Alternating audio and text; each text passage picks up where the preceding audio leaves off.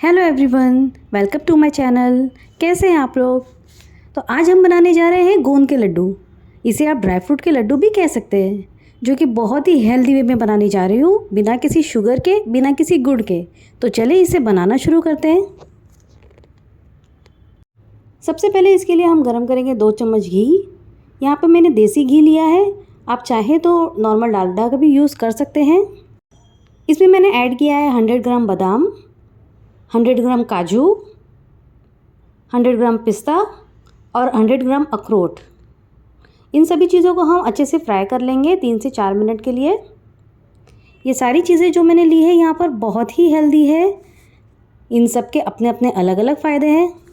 जैसे कि अखरोट, ये हमारा बीपी और हमारा वेट दोनों को कंट्रोल में रखता है, और पिस्ता हमारे ब्रेन को हेल्दी रखता है, और काजू हमारे कोलेस्ट्रॉल को कम करता है। तो इन सभी चीज़ों को हमने अच्छे से फ्राई कर लिया है। अब हम इसे दूसरे बर्तन में ट्रांसफ़र कर लेते हैं। इन सभी चीज़ों को फ्राई करने का एक रीज़न ये भी है कि इससे लड्डू की जो शेल्फ़ लाइफ होती है वो बढ़ जाती है। जैसे कि आपने देखा होगा, हलवाई की शॉप पे जो लड्डू मिलते हैं वो भी इसी तरह से फ्राई करने के बाद ही बनाए जाते हैं, इसीलिए उसकी शेल्फ़ लाइफ थोड़ी ज़्यादा हो जाती है। अब इसी बर्तन में मैं फ्राई करूँगी वाटरमेलन सीड्स, यानी तरबूज की बीज ली है मैंने यहाँ पे, और खरबूजे की बीज। ये दोनों चीज़ों को भी हमने अच्छे से फ्राई कर लेना है। खरबूजे की बीज का एक अमेजिंग बेनिफिट आपको बताऊं, ये हमारी आँखों की रोशनी बढ़ाता है, और साथ ही जो कैटरेक्ट होता है, जैसे मोतियाबिंद होता है, उसके भी रिस्क को ये मिनिमाइज़ कर देती है। तो है ना अमेजिंग बेनिफिट।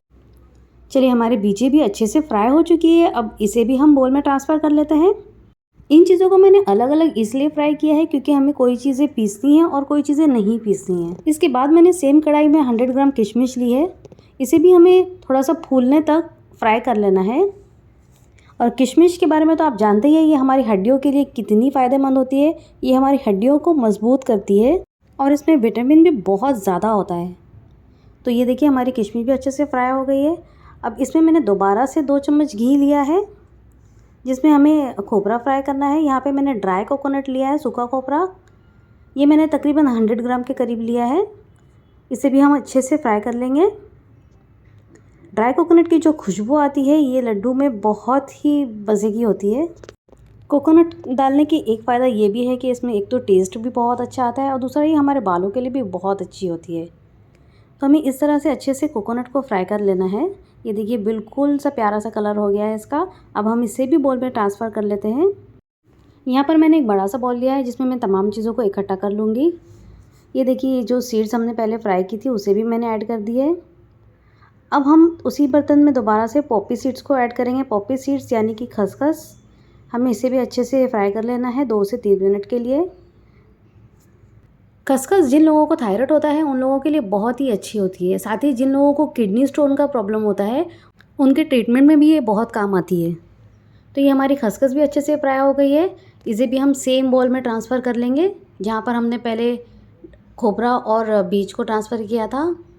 अब उसी बर्तन में मैंने दोबारा से घी ऐड किया है। अब हमें यहाँ फ्राई करनी है गोंद। गोंद को हम थोड़े थोड़े बैचेस में फ्राई करेंगे, एक साथ फ्राई नहीं करेंगे। ये एक साथ चिपक जाती है और अच्छे से फ्राई नहीं हो पाती, तो इसीलिए हम इसे थोड़े थोड़े बैचेस में फ्राई करेंगे। ये गोंद जो होती है वो बहुत ही फ़ायदेमंद होती है। ये हमारे इम्यूनिटी सिस्टम को बूस्ट करती है, इसीलिए हम अक्सर इसे सर्दियों में यूज़ करते हैं। ये हमारी बॉडी में हीट पैदा करने के भी बहुत काम आती है। तो ये हमारी गोंद भी अच्छे से फ्राई हो चुकी है। इसे भी हम ट्रांसफ़र कर लेते हैं बाउल में, और हम इसी तरह से थोड़ा थोड़ा करके गोंद को अच्छे से फ्राई कर लेते हैं। फ्राई होने के बाद में गोंद को पीसने की ज़रूरत नहीं है, हम इसे हाथ से भी क्रश करके डाल सकते हैं। इसे भी मैं सेम बाउल में ट्रांसफ़र कर लूँगी, जिसमें मैंने बाकी का सारी चीज़ें डाली है। इसे हम इस तरह से हाथ से भी क्रश कर सकते हैं। अगर हम इसे मिक्सर में ग्राइंड करेंगे तो ये बहुत ज़्यादा बारीक हो जाएगी, इसलिए हम इसे मिक्सर में ग्राइंड नहीं करेंगे। इन सारी चीज़ों को हम मिक्स करके यहाँ पर रेडी कर लेंगे। इसमें हम एक चीज़ और ऐड कर लेंगे, जो हमने पहले ड्राई फ्रूट फ्राई किए थे उसको भी मैंने मिक्सर में ग्राइंड कर लिया है। आप चाहें तो इसे दरदरा भी पीस सकते हैं, पर मैंने इसे ग्राइंड कर लिया है।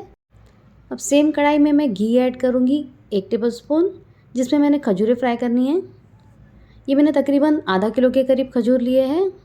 इसे हमें अच्छे से फ्राई कर लेना है। मैंने यहाँ पे सॉफ्ट वाली खजूरें ली है, जिसे हमें पीसनी नहीं है। हम इसे अच्छे से सॉफ्ट कर लेंगे। ताकि बाकी की जो सारी चीज़ें हमने रेडी की है वो इसमें अच्छे से मिक्स हो सके।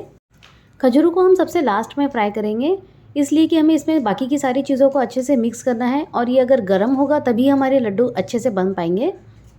तो ये मैं बाकी की सारी चीज़ें इसी में मिक्स कर लेती हूँ और जो यहाँ पर हमने गोंद डाले हुए हैं उसे भी क्रश कर लेंगे और खजूरों के साथ अच्छे से मिक्स कर लेंगे। यहाँ पर मैंने गैस का फ्लेम ऑफ करके इस बर्तन को नीचे उतार लिया है। इसे हम थोड़ा सा ठंडा होने देंगे, सिर्फ इतना जितना कि हमारे हाथ सह सके इसे लड्डू बनाते वक्त। जैसे ये थोड़ा सा ठंडा हो जाए हम अपने हाथ में ऑयल या घी लगाकर इसका लड्डू बना लेंगे और ये बहुत ही ज़बरदस्त से हमारे ड्राई फ्रूट के और गोंद के लड्डू बनकर तैयार हो चुके हैं। तो इस तरह से आप हलवाई स्टाइल लड्डू घर पर भी बना सकते हैं। एक बार इस रेसिपी को ज़रूर ट्राई करके देखिएगा। रेसिपी अच्छी लगे तो चैनल को लाइक कीजिए, शेयर कीजिए और सब्सक्राइब करना तो बिल्कुल मत भूलिए।